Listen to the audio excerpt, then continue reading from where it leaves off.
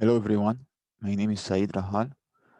I'm a postdoc at the Department of Decision Sciences at HEC Montreal, and I will present today hybrid strategies using linear and piecewise linear decision rules for multi-stage adaptive optimization. I'd like to thank first Dimitri Papageorgiou for pointing out to this opportunity to present at JUMP Dev Workshop. So first I will introduce an introduction about multi-stage adaptive optimization. Then I will revisit Jumper, an extension in Jump for robust optimization. And one of the main goals of this talk is to reinstantiate interest and the contribution in this package. And then I will talk about four main planned contribution, starting with an equality robust counterpart, then adding stochastic optimization to the package. Then I'll talk about lifted decision rules and simulators, why should we use them and how. And finally, I will end up with the hybrid strategies.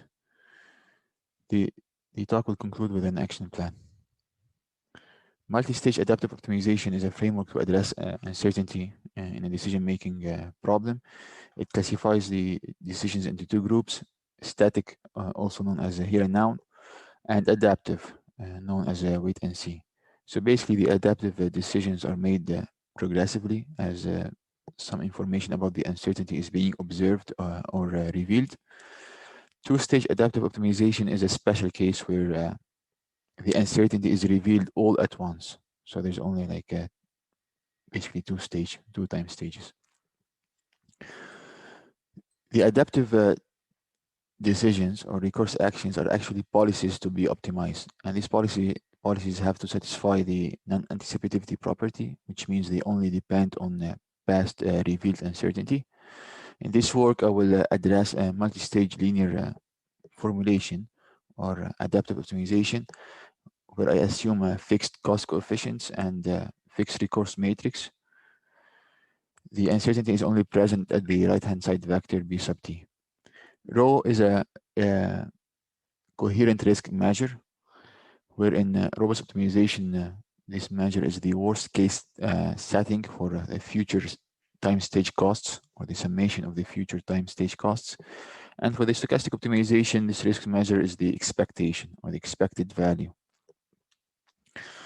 In general, due to the presence of uncertainty, we have semi-infinite constraints that have to be satisfied over the entire uncertainty. These are computationally intractable, which means that the true optimal solution cannot be obtained in a finite amount of time.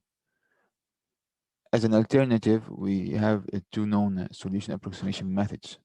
First one is scenario-based approximation, mainly for SP problems, where the uncertainty is approximated through the discrete set, and the decisions at each set is being optimized in a deterministic fashion.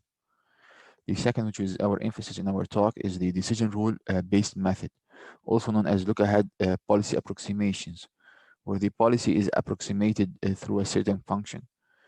Here in this case, LDR, linear decision rule, and the parameters describing this approximation is being optimized, i.e. intercept and slope. The way decision rule-based methods circumvent intractability is by deriving robust counterparts. For example, consider a constraint in time stage t, and where the uncertainty set is a polyhedral.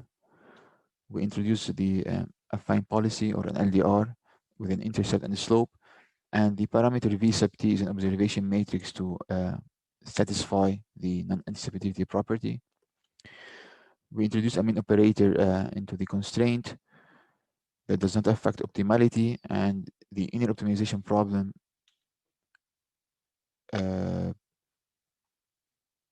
is reformulated. The dual of the inner minimization problem is derived, the equivalent dual, based on the strong duality theorem, and the max operator is dropped without affecting optimality, and we get the final tractable counterpart.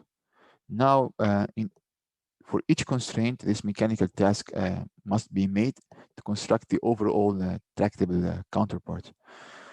And this is where Jumper comes in handy. So it's an extension of Jump created by Ian Dunning, and the current version of Jumper is compatible with Julia version 1.0 and jump version 0.18. I understand that this is not it's not up to date, and it will be one of my priority to update the package in the near future. It's one of its advantages. It's basically for robust optimization, including static and adaptive. And one of its advantages for adaptive optimization is it automates this mechanical task of constructing the robust counterpart. And you can use the deterministic model previously written in JUMP to solve the adaptive version of the problem. As an example, consider the multi-stage news vendor problem, where we need to find the optimal ordering policy for a single product. While under uncertain demand of the single product, and while minimizing the worst case um, ordering cost, storage cost, and backlog costs. So here the storage and the backlog are two mutually exclusive state variables.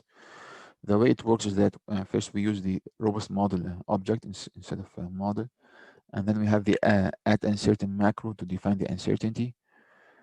We can use the at constraint macro to now define the uncertainty set that is crucial for the duality technique, and the at adaptive macro that defines the policy approximation of your adaptive decisions. In this case, affine, and the range where it depends on past uncertainty. The robust counterpart are derived in the background. The planned additions that I will do and illustrate through the news vendor problem are robust counterpart for equality constraints, stochastic optimization objective function, and the piecewise linear decision rules. For the equality inventory robust counterpart, we have the inventory balance constraint in time stage t. Current inventory equal past inventory plus order amount minus the demand. We implement an affine policy for the three adaptive variables. We group the intercept and slope terms. Basically, slope terms are the coefficient of the uncertain vector, in this case demand. And the robust counterpart is derived by setting the slope terms and the slope intercept term into 0. So basically, this is how the robust counterpart is derived. Second, for stochastic optimization, my current idea, which I have to say is not the best after a second thought. Currently, I modified the at uncertain macro to take the expected value of the uncertain parameter and the variance. And this expected value of the uncertain parameter will be used in the objective function.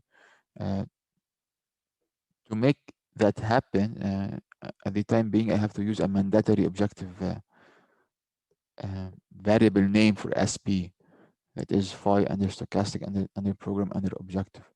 And the main reason I'm doing that, so this is the only way I can tell jumper in the background, or I'm telling jumper in the background to consider this specific objective function value constraint as a deterministic one, where the uncertain parameter is at the expected value, rather than considering it as a semi-infinite constraint. I know this may not be ideal, so what I'm planning to do to improve this version is the better idea is to keep the uncertain macro as is, and maybe modify the add constraint macro by adding an argument that tell jumper to treat this constraint as deterministic at the scenario provided. It's more like a cutting plane.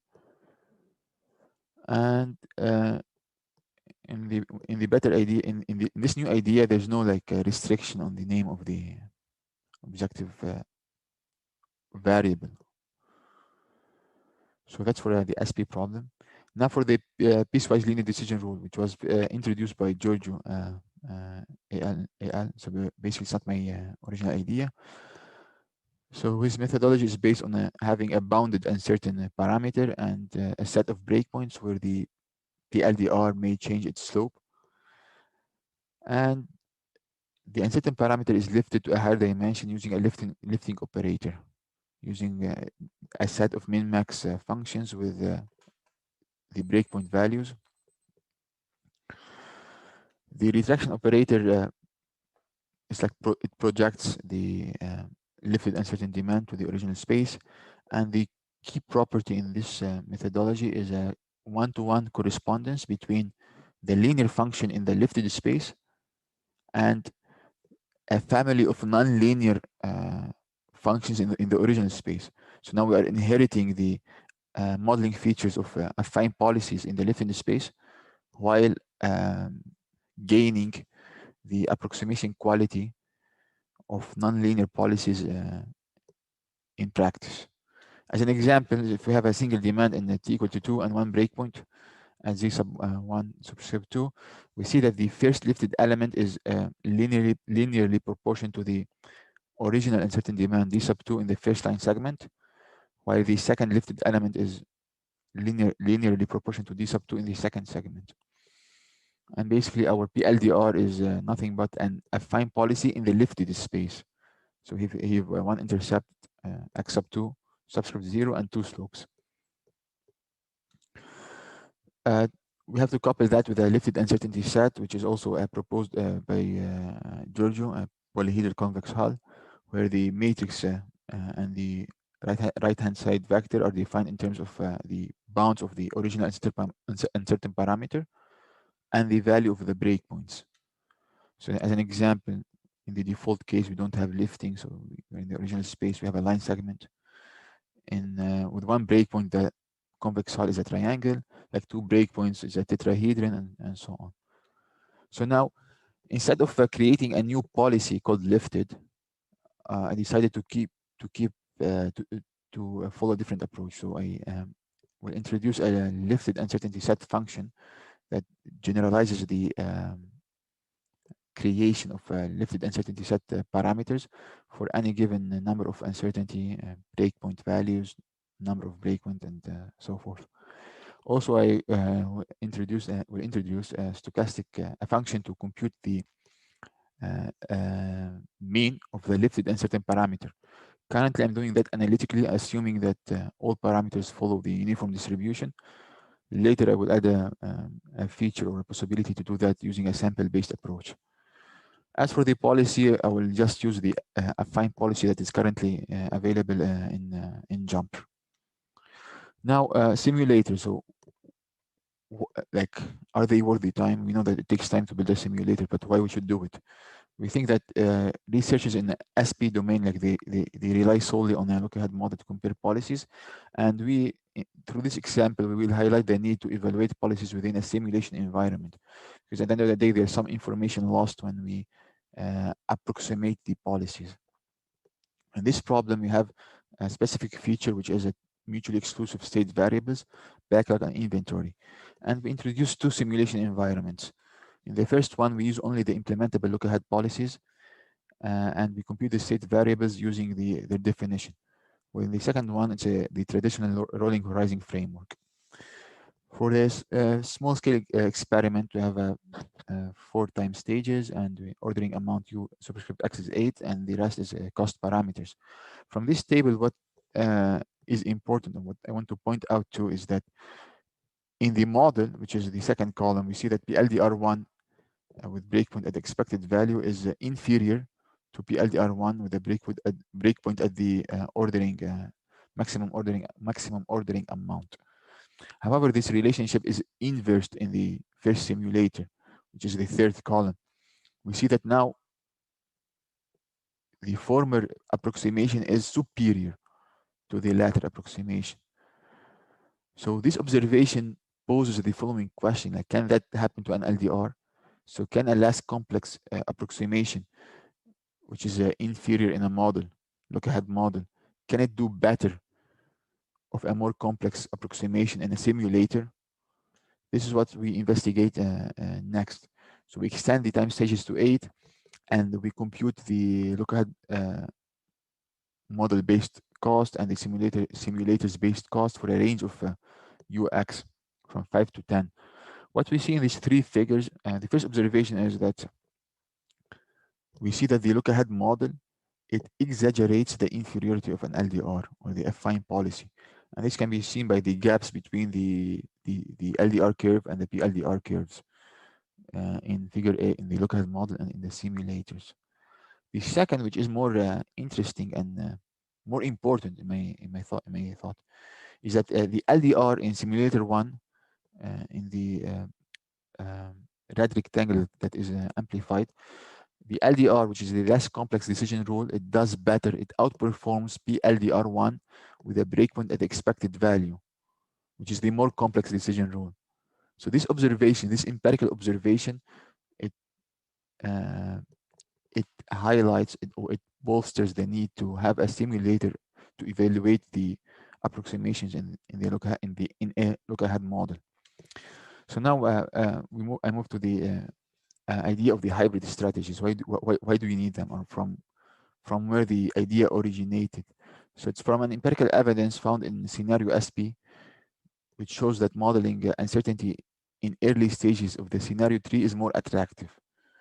So let's say in this scenario we have four scenarios in stage 2 and 2 scenarios in stage 3, and we see that there's a link between scenarios and number of linear pieces in a PLDR. For example, in this scenario 3 we have 8 finite adaptive decisions in stage 3 that is a result of 4 scenarios in stage 2 and 2 scenarios in stage 3. Similarly, in the LDR surface, we have 4 linear pieces in X sub 2, stage 2, and 2 linear pieces in X sub 3, which is stage 3. This results in 8 regions with each with a distinct affine policy.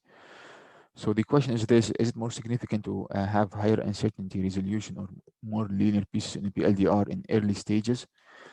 To illustrate that, we use a transportation problem where the demand at each customer is uncertain. We have production decisions for each supplier and distribution decisions between a supplier and the consumers, and the aim is to maximize the expected profit. The first step is to do a sensitivity analysis for the X sub t resolution. By resolution, I mean the number of linear pieces.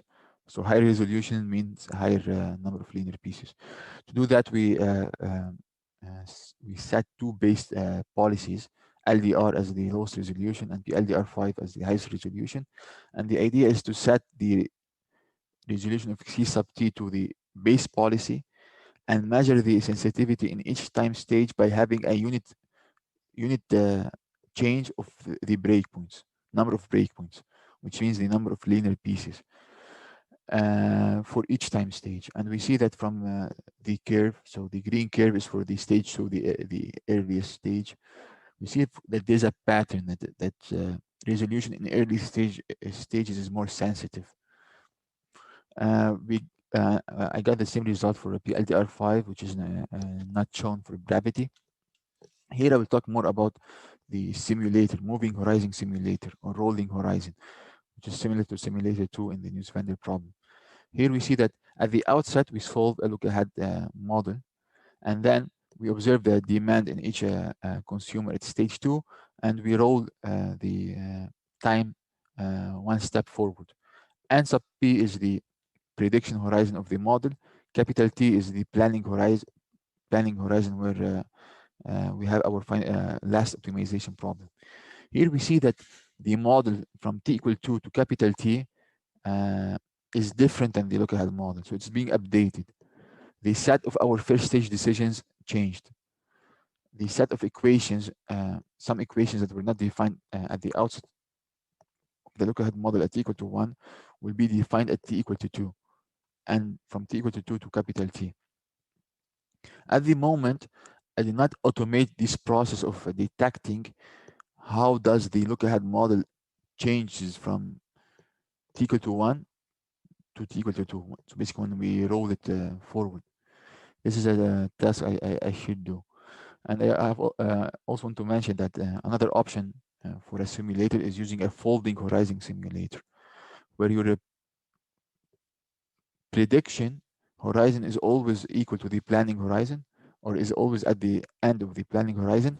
And as we move forward, the span of your simulator will be folded, will decrease.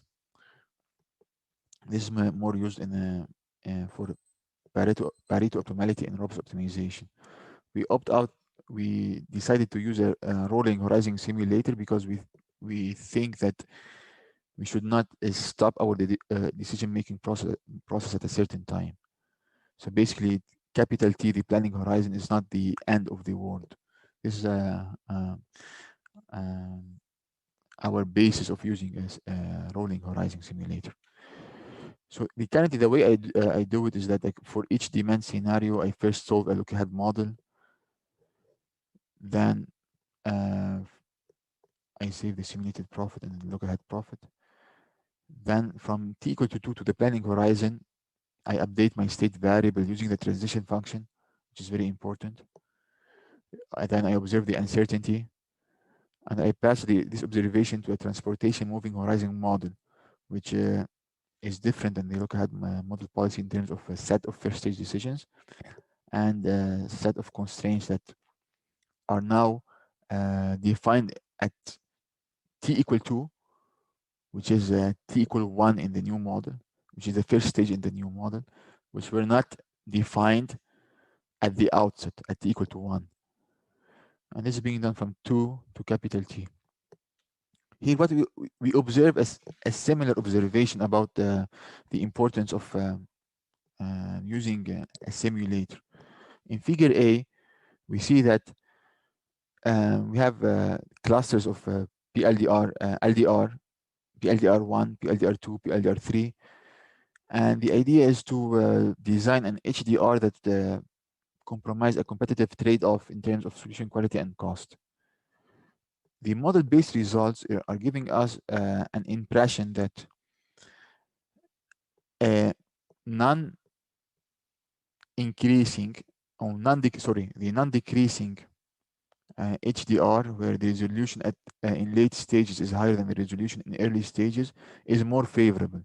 So this is the green cluster.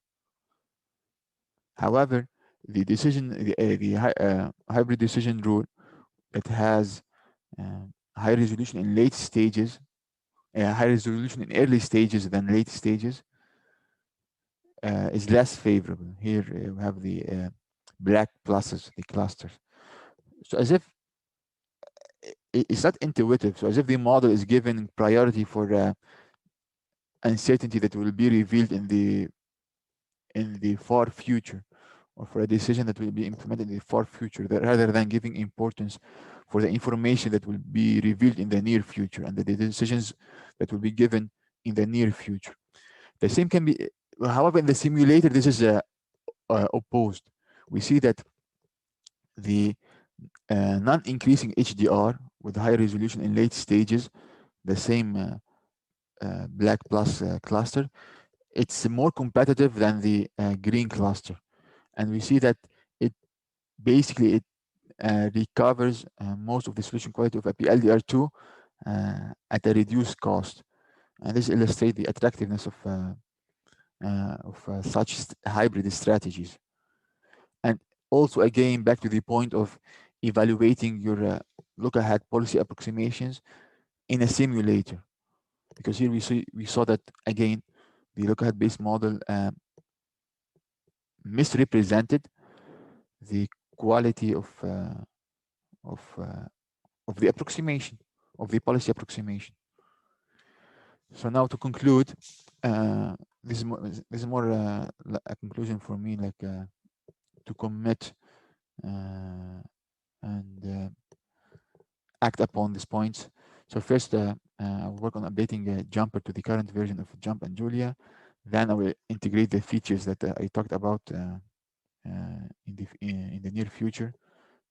Equality robust counterpart, stochastic optimization, functions for the lifted policies, and more important, moving and the moving and folding horizon simulator. So because personally I think that a simulator is necessary for when working with look-ahead